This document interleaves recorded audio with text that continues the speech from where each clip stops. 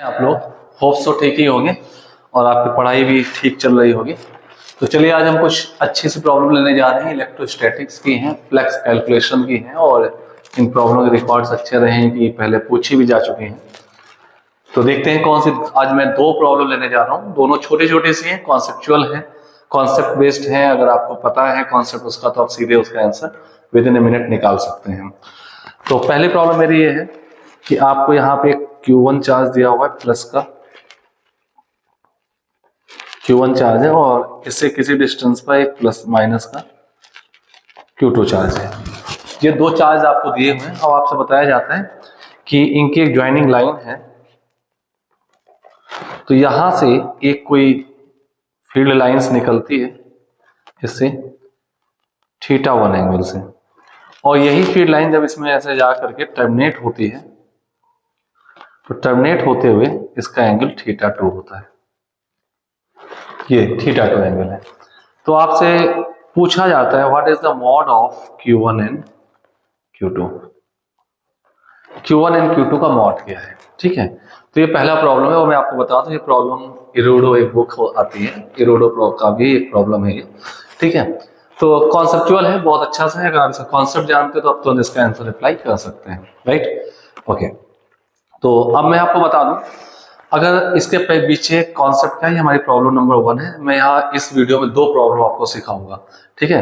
तो अगर मैं इसका कॉन्सेप्ट दिखाऊं तो अगर आपसे बात करूं कि मेरे पास अगर ये कोई डिश है और यहाँ पर इससे सेंटर से on the axis of dish ये सेंटर पॉइंट O है, एक पॉइंट P है, यहाँ पर प्लस Q चार्ज अगर रखा हुआ है, ये प्लस Q चार्ज रखा है, तो इस डिश से कितना फ्लक्स पास होगा, कितना फ्लक्स पास और फील्ड लाइंस कितनी पास होंगी। तो अगर मैं देखूं इसको एक एक्सट्रीम लाइन ये लाइन और ये लाइन, इसको 3D व्यू करिएगा, 3D देखिएगा, एक कोन जैसा बनेगा। तो इन दो लाइन के बीच में इतनी लाइंस और सारी लाइंस से पास होगी, यानी टोटल फ्लक्स इससे पास होगा।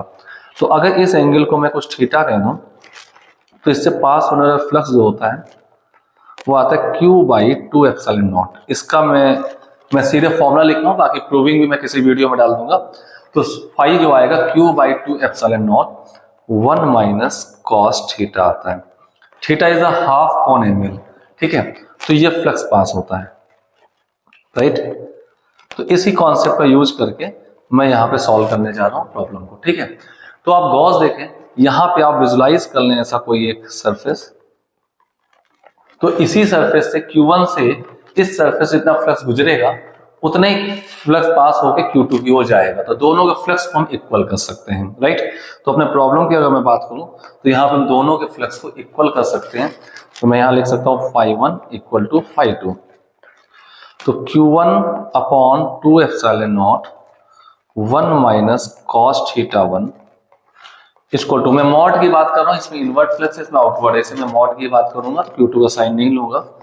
Q2/2ε0 1 minus cos θ2।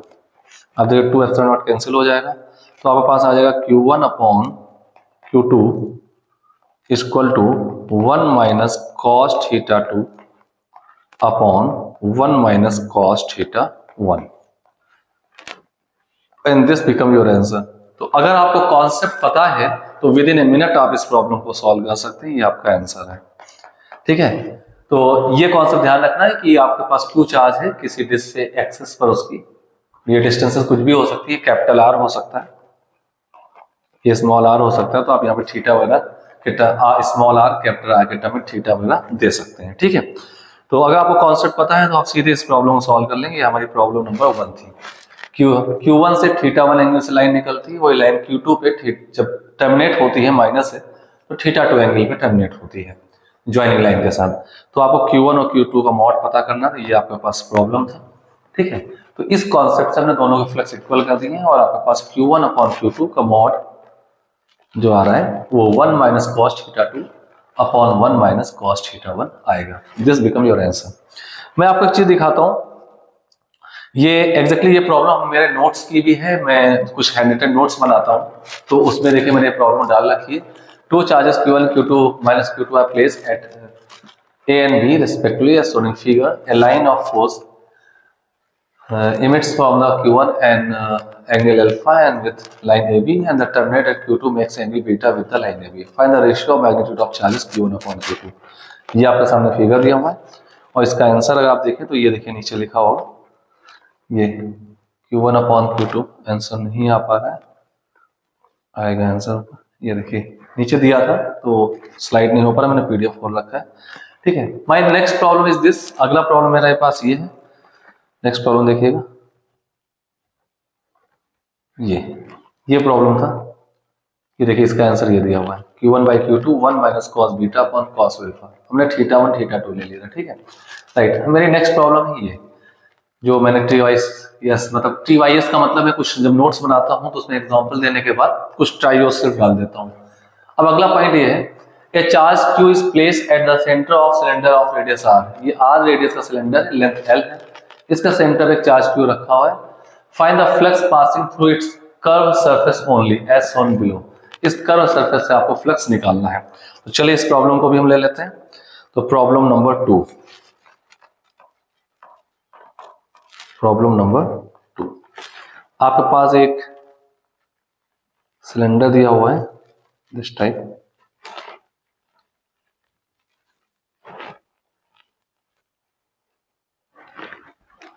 This one is the axis of cylinder, यहां पे सेंटर एग्जैक्टली एट सेंटर एक प्लस क्यू चार्ज रखा हुआ है और प्लस क्यू चार्ज है, length of the cylinder is L, तो यहाँ सेंटर पे तो ये डिस्टेंस L/2 होगी and this is also L/2, radius of cylinder is R, आपसे कहा गया find flux through, find flux passing through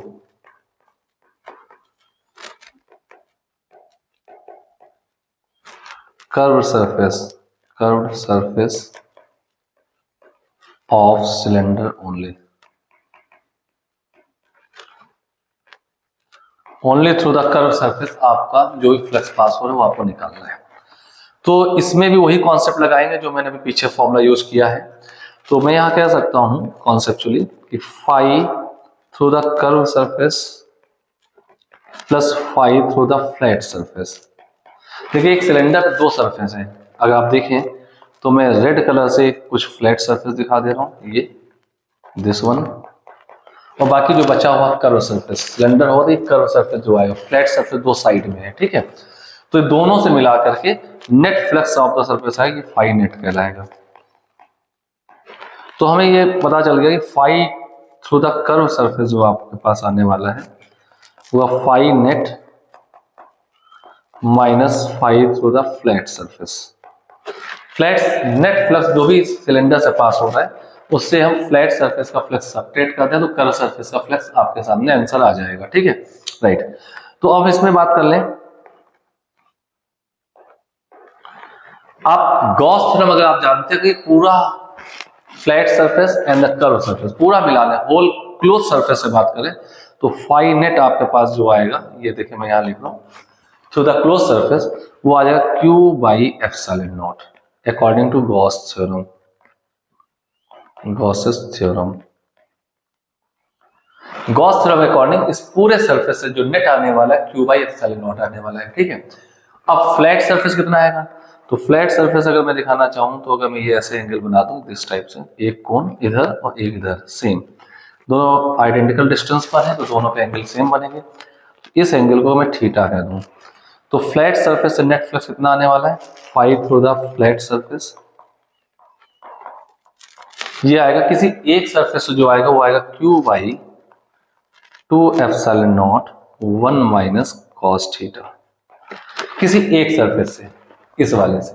अब ये दो फ्लैट सरफेस है तो यहाँ पे डबल कर देंगे, तो फ्लैट सरफेस से नेट फ्लक्स इतना पास हो रहा है, तो ये net total flux through the cylinder ये है, फ्लैट सरफेस से नेट फ्लक्स ये है, एक सरफेस से ये होगा दूसरे से भी ये होगा, तो इसका मैंने इस फॉर्मूले को जो भी मैंने बताया उसका डबल कर दिया, तो आपके पास phi through the curve surface जो आएगा वो होगा Q by epsilon not minus, ये देखिए मैं थोड़ा जूम इन कर लेता हूं, yes, Q by epsilon not minus 2Q by, ये 2 कट जाएगा तो यहाँ पर पास आएगा 2 कट जाएगा तो यहाँ पर पास आ जाएगा Q by epsilon not 1 minus cos theta. तो इसको आप देखें तो आपके पास क्या आ जाएगा, Q by epsilon not minus Q by epsilon not plus Q by epsilon not cos theta. ये कट गया, क्यू बाई एप्सिलॉन नॉट। अब कॉस थीटा क्या आएगा, अब डायग्राम पे आ जाए तो डायग्राम पे ये कैपिटल आर दी हुई है और इतना ये L/2 दिया, तो मैं ट्रायंगल लिख करके कॉस थीटा लिख सकता हूँ। ठीक है, तो मैंने ये आपके पास आर लिख दिया है, इतना प्लस क्यू यहाँ रखा हो, ये L/2 है, ये एंगल थीटा बना होगा। ठीक है, तो ये आपके पास साइड कितनी आएंगे, under root R square plus L square by 4 सिर्फ एल के अपॉन 4। ठीक है, cos theta this upon this हो जाएगा। ठीक है, तो आप पास फाई नेट जो कर्व सरफेस से आने वाला है वो हो जाएगा कॉस थीटा हो जाएगा L/2 upon root over R square plus L square by 4।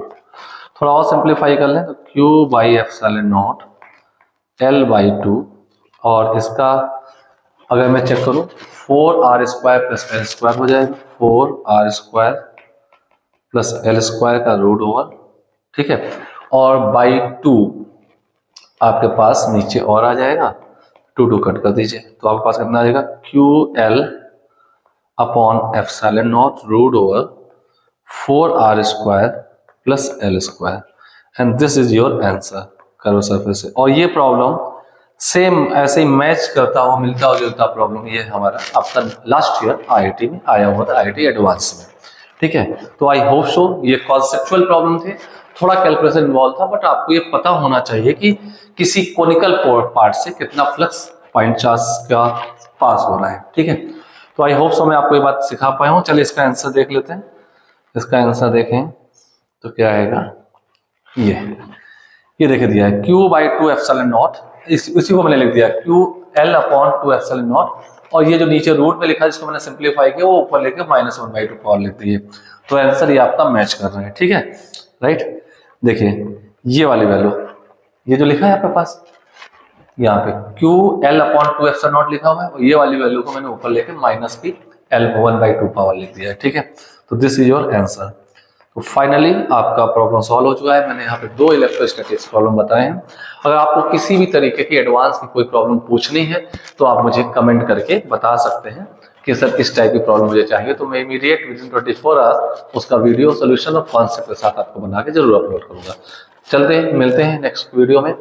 तब तक के लिए keep on watching, stay tuned and keep on hard working. Okay, thank you.